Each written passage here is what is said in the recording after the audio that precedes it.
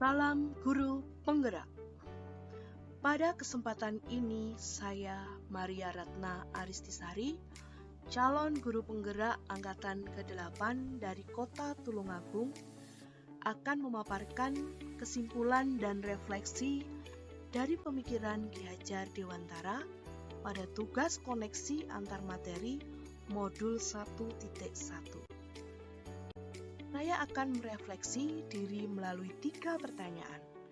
Pertama, apa yang saya percaya tentang murid dan pembelajaran di kelas sebelum saya mempelajari modul 1.1? Kedua, apa yang berubah dari pemikiran dan perilaku saya setelah mempelajari modul ini? Ketiga, apa yang dapat segera saya terapkan lebih baik agar kelas saya mencerminkan pemikiran Ki Hajar Dewantara?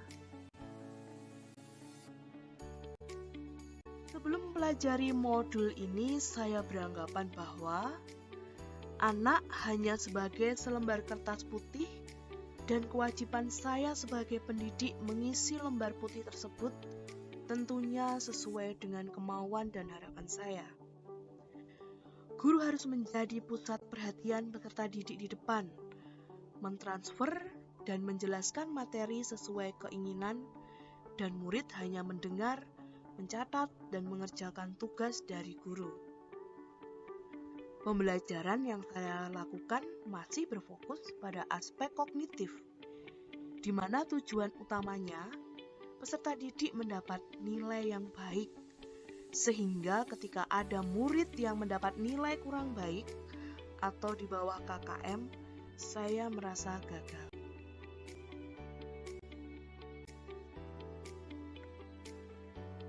Setelah mempelajari modul 1.1, saya menyadari bahwa anak itu bukanlah selembar kertas putih yang kosong, di mana kita bisa coret-coret atau kita isi tulisan sesuai kehendak kita.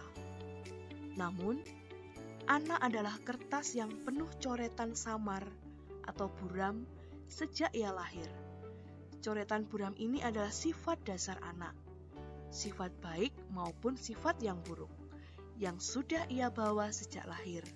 Sama yang dikatakan oleh Ki Hajar Dewantara, bahwa setiap anak memiliki kodrat alam, sehingga setiap anak itu unik dan memiliki karakteristik yang berbeda.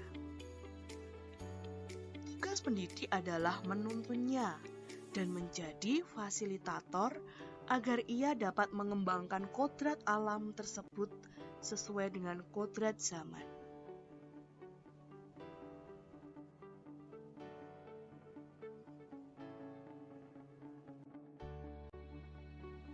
Murid sebagai subjek pembelajaran, bukannya objek. Murid yang menjadi pemegang kendali pembelajaran. Pembelajaran berpusat pada murid. Pendidik harus memfasilitasi belajar peserta didik agar mereka dapat menjadi manusia yang seutuhnya. Pendidik juga harus mampu menciptakan pembelajaran yang menyenangkan dan menarik bagi peserta didik.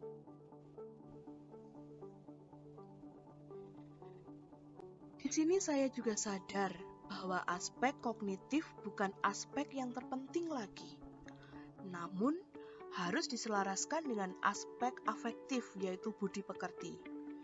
Dalam penilaian, kita tidak boleh hanya menilai pengetahuan saja, tapi juga harus dapat menilai sikap dan keterampilan, karena ketiga penilaian ini merupakan satu kesatuan untuk dapat menentukan keberhasilan belajar murid.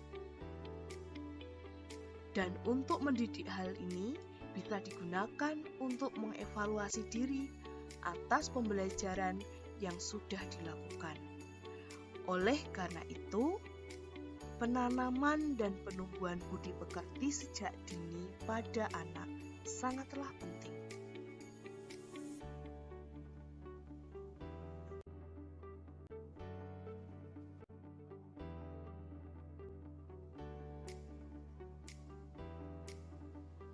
Hal yang segera saya lakukan adalah menerapkan merdeka belajar dalam pembelajaran saya.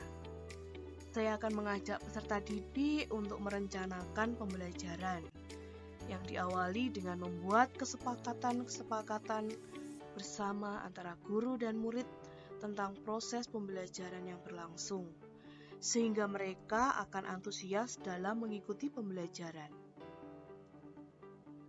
Saya akan mendesain kelas menjadi lingkungan belajar yang menyenangkan untuk anak.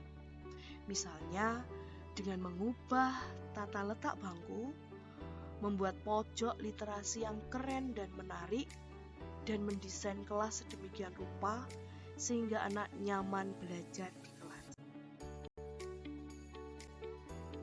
Mendorong peserta didik berpikir kreatif dan bernalar kritis sehingga mereka bisa menemukan konsep-konsep ilmu pengetahuan melalui pengalaman mereka sendiri. Saya juga akan menerapkan pembelajaran kontekstual, di mana menjadikan lingkungan sekitar dan kearifan lokal sebagai sumber dan sarana belajar, sehingga peserta didik dapat mengenal dan melestarikan nilai-nilai luhur kebudayaan. Yang terakhir, dari diri saya harus mau terus belajar menjadi pribadi yang baik dan mampu melayani peserta didik dengan penuh kasih dan sukacita. Karena menjadi guru itu akan selalu jadi panutan oleh peserta didiknya.